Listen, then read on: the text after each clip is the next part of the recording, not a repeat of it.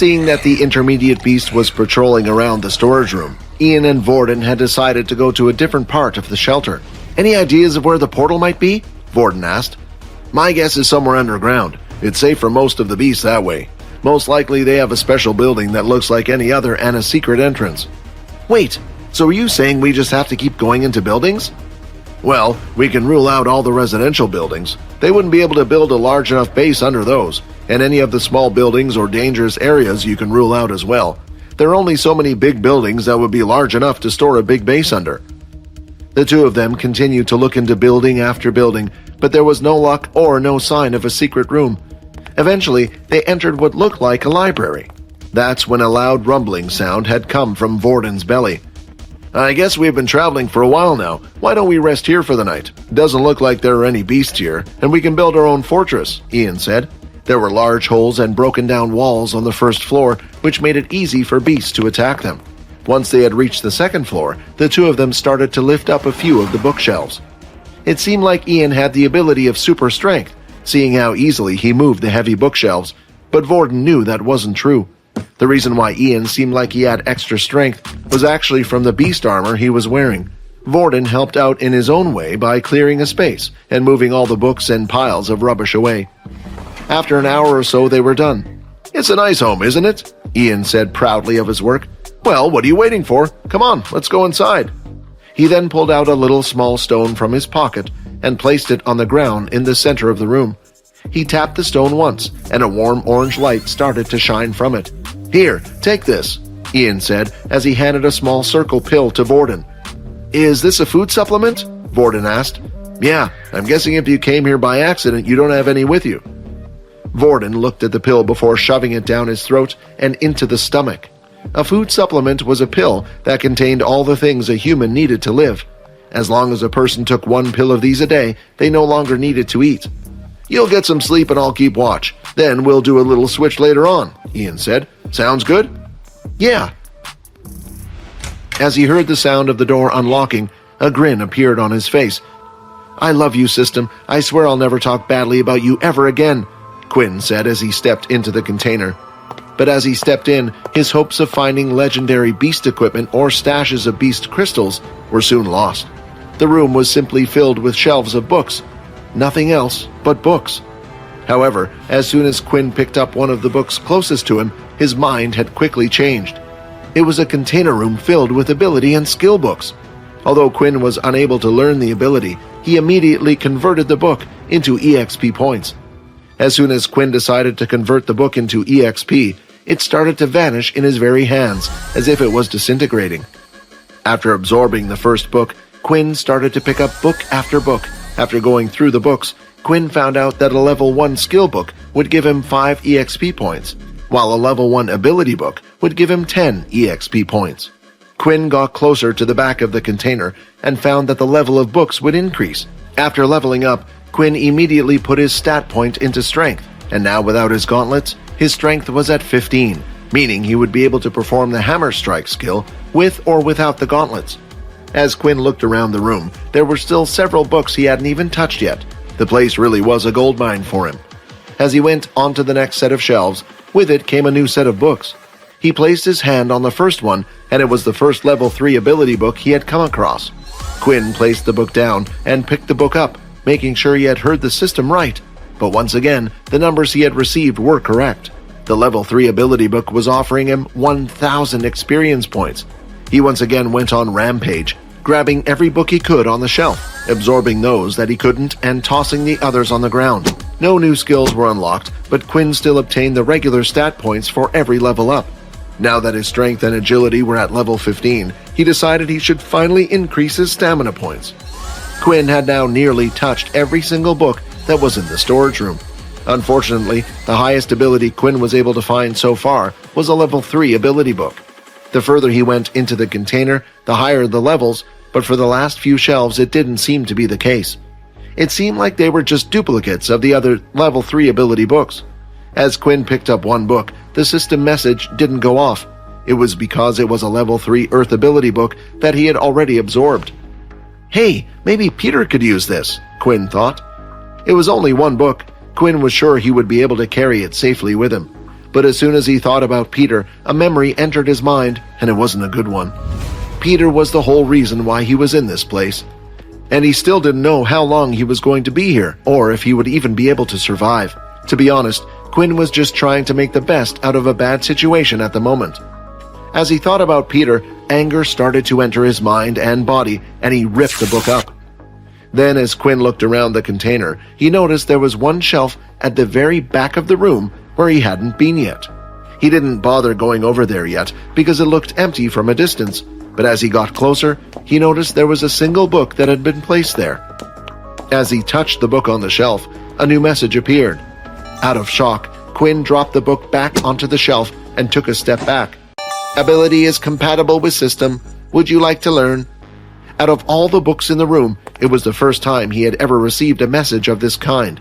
Then Quinn started to think back to the name of the ability, Shadow Element.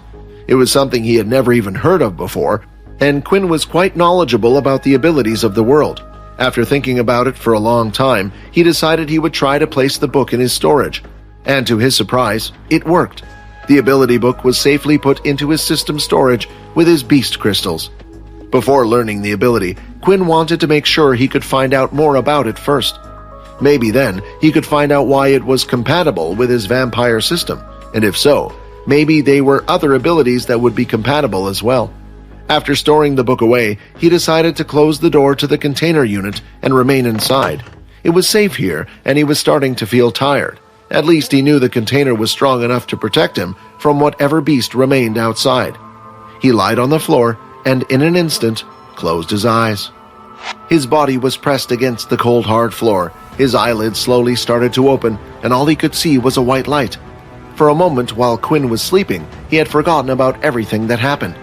But as soon as he looked around him and realized where he was, and he knew that everything wasn't a dream.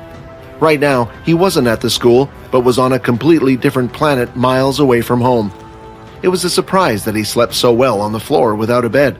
Without realizing it, he was more exhausted than he thought. Your hunger grows. Daily quest complete. Avoid direct sunlight for 8 hours. And at last, the system message had appeared. This meant that in 1 more day's time, the system would inform him that he needed to consume human blood. He was okay for now, as he still had 50 milliliters of blood in his bank. As long as he didn't get in any more fights, he would be fine. The most important thing for him to do now was to find that portal. As he went to open the steel door, Quinn was half expecting that the sun might be out. After all, the message appearing meant it was a new day. But as he opened the door, he was surprised to see it was still night out. However, his mind was quickly distracted by something else. Quinn immediately closed the door back up to the container. He placed his hand on his chest, feeling his heart beating at an incredible speed. What was that? Quinn thought. That was no rat, that's for sure. This time, Quinn went to the steel door again. He placed his hand on the metallic handle once again and slowly opened the door to take a peek. And as he did, a large beast stood inside the hangar. With the body of a human but the bottom half of a scorpion-like creature, Quinn couldn't make out what it was. From the human half of its body, it also had 2 claws on each side. Inspect. Scordana, intermediate level beast. After finding out what little information was available about the beast, Quinn quickly closed the door once again.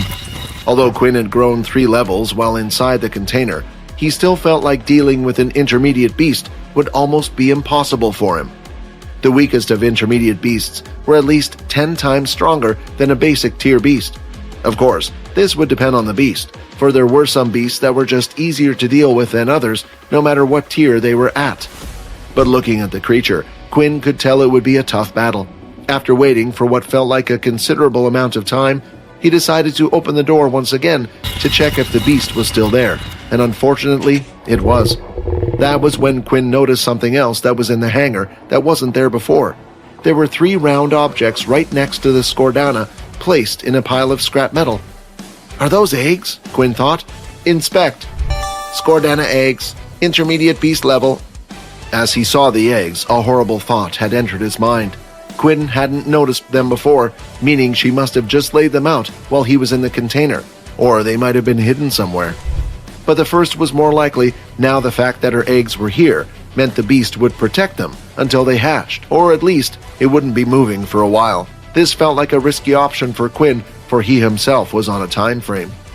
Then there was the second option. If the Skordana had just given birth, then there was a chance she was weaker compared to usual. With the second option, he had to make a decision as soon as possible. In the end, Quinn gritted his teeth and stepped out of the container. Before even thinking of fighting against the beast, he would try his best to sneak out. The entrance to the front of the hangar was completely destroyed. The beast, when entering, had ripped apart the two metallic doors before coming in. The problem was, the beast was blocking that exit, but that still left Quinn with the small hole in the wall from where he had entered. Carefully moving in between piles of scrap metal and rubbish, Quinn slowly moved across the room to the other side where he had first entered.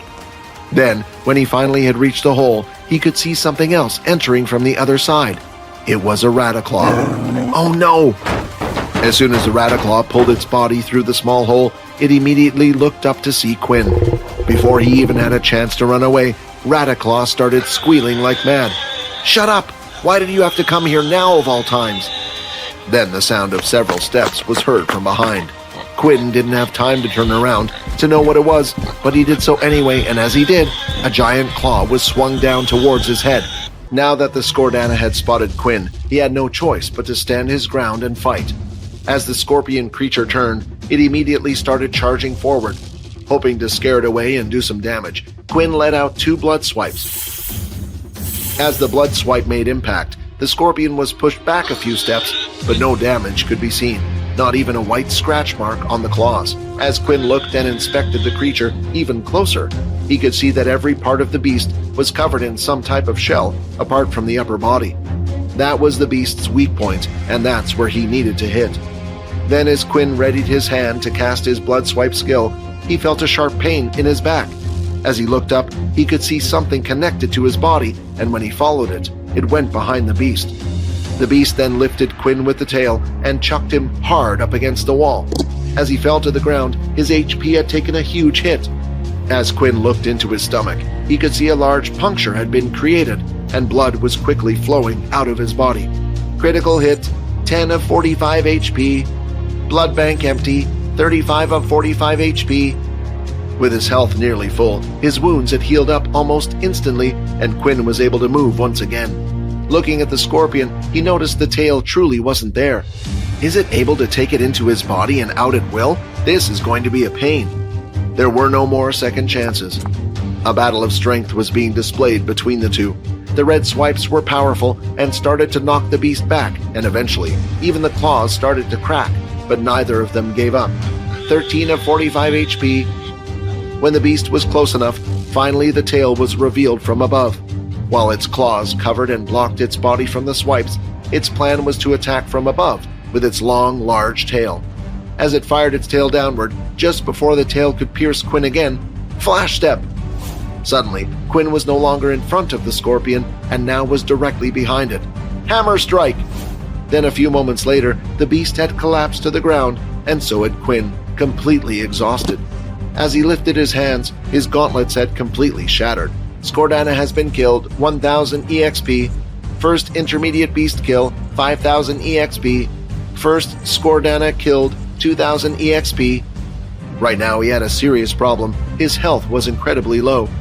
13 of 45 HP, and with his blood bank empty, there was no way for him to heal it back to normal. After waiting a few moments for his stamina to rise back up, he walked up to the dead Skordana's body. Finally, after tearing and rummaging through several limbs, the beast crystal was obtained and stored in his system once again. Now, Quinn looked at the eggs in the room. As he went forward, he lifted one of the eggs. He took a few steps back before lifting it into the air and slamming it into the ground. Black blood had been splattered all across the floor, and a little half-grown scorpion could be seen inside. Skordana egg killed, 1000 EXP. Congratulations, you are now level 9, 13 of 50 HP. The system hadn't given his health back like he thought it might have done. Your hunger grows. You can no longer suppress your need for blood. Your HP will decrease by -1 HP every hour until you have consumed human blood. Due to Quinn's energy and most of his blood being used in the fight earlier, his body was now no longer naturally healing itself. He was too hungry to heal and would need blood. With 13 points, that's 13 hours before I reach 0, and that's only if I don't use any of my skills or get injured along the way. I have no choice. I have to try to find the portal, Quinn said. Before leaving the hangar, Quinn had to think hard about just where the portal would be. All he knew was that they had to place it somewhere safe. Somewhere the beasts wouldn't be able to get to it. As he walked through the city, he decided to tread very carefully. Once in a while, he would come across a building with beasts inside. As he entered the buildings, there would be cases where Quinn had spotted them far up ahead in the darkness. He quickly would shift and hide in the shadows or behind walls, waiting for the beast to leave, and when he was ready, he would zoom past and around. 11 of 50 HP. The hunger in his belly was starting to distract him, and it was getting harder for him to focus as his health had gone down. Then finally, Quinn had spotted another building that was relatively in good condition. The training center, a place where travelers could come and test out their skills or practice with new equipment. As Quinn got closer to the dome building, he noticed that there were several mechs stationed outside that had been destroyed, their cores completely ripped out. Mechs were a powerful device used in the war, but to power them they required an incredibly powerful beast crystal of a high tier. As he reached the entrance of the training center, he could see that 2 Rattaclaws were standing out in front of the building. He decided to wait a little longer, hoping that the Rattaclaws might move. 10 of 50 HP. But as he saw the message bring his health down once again, he was only getting even more aggravated. The rats didn't look like they would be leaving anytime soon, and Quinn needed to come up with a plan. As Quinn looked around him, he found a broken piece of the mech nearby. He picked it up and looked off into the distance. Using all his strength, he threw the piece of metal a great distance. The piece of metal landed exactly where he was aiming for, making a large clang sound as it fell on the mech. The rats then looked up at where the noise was coming from and quickly scurried off in the direction of the sound. This is my chance. Quinn, using all the powers in his legs, bolted for the entrance. He tried pushing the steel doors open, but there was no luck. As he looked around the door for anything, he spotted another access code machine. He immediately rushed forward, placing his hand on the machine and used his inspect skill. I hope these works don't let me down. An access code machine linked to the 2 steel doors. The combination is 333-462-53778. However, just as Quinn was inputting the code into the machine, the Rattaclaws had returned. As the beasts saw him, they shrieked and called out another 2 of its friends. There were now 4 of the things. Come on! Come on! Beep! Damn, I must have put in the wrong number. He used his inspect skill once again, making sure he had the right code. He started inputting the numbers again when he suddenly felt something chomp down onto his leg. 9 of 50 HP. As he looked down, it was one of the rats, and the other 3 weren't too far behind it. The other 3 were now too close, and he no longer had any time to input the code. Flash step! Then Quinn was suddenly behind them, but he was still too close to the 4 rats. Flash step only had a distance of 5 meters at most. The rats turned and all ran forward towards him. I have no choice! He held out his palm and fired. Blood burst! A shotgun-like spray of blood was released from his hand, and it knocked back all 4 of the rats, killing the already injured one. 4 of 50 HP, 100 EXP. He then rushed forward to one of the rats on the ground, held both hands together, and slammed it down on another rat's head, killing the second one. 100 EXP. Now the other 2 rats had recovered and were quickly after Quinn once again. Out of desperation, he swung his hands and activated his blood swipe. Although this time, the blood swipes were strong and it killed each one in a single attack. 100 EXP, 100 EXP, 850 of 25,600 EXP, 2 of 50 HP. With his time running incredibly low, Quinn didn't even bother to get out the beast crystals. He went up to the door this time inputting the code correctly, and as he entered, he shut the door behind him, making sure it was locked. He was now in what looked like a reception area, a canteen of sorts, with several seats and a desk at the front. With his health running low, he had less than 2 hours to find the portal. Quinn fell to his knees in despair. He felt like this was his last chance. There was no way he had the time to go walking around the city looking for another room with a portal. 1 of 50 HP. So this is how my life ends, huh? Quinn said. Mom, Dad, why did you leave me on my own? Why did you give me this book? I thought when I got this book maybe I might be able to change something, but I guess not. Then the final hour had passed. 0 of 50 HP. HP has reached 0 due to hunger. Transformation will now begin. That night, Vorden struggled to sleep just like every other night. He couldn't remember the last time he got a good night's sleep. That's when he felt a slight tug on his arm. Hey, wake up, kid. Looks like you were having a nightmare. Ian said. As Vorden opened his eyes, he looked around and noticed that he was still in the pitch-black room. "Oh, sorry about that. I hope I wasn't making too much noise," Vorden replied. "Well, this is a scary place. A kid like you shouldn't be here on their own in the first place, so don't worry about it," said Ian. "Do you mind if we swap for a bit?" Ian then switched places with Vorden. While Ian lied on the uncomfortable hard floor, Vorden would look out for the gaps in the bookshelf, keeping watch. "Hey, Vorden, if you aren't going to kill him now, what about when we find the portal?" Rayton asked.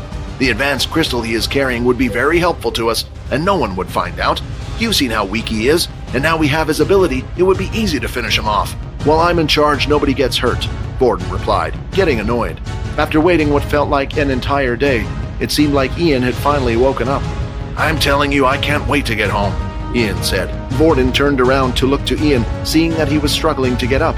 He offered his hand once again and pulled him up from the floor. But as Ian got off the ground, his face suddenly dropped.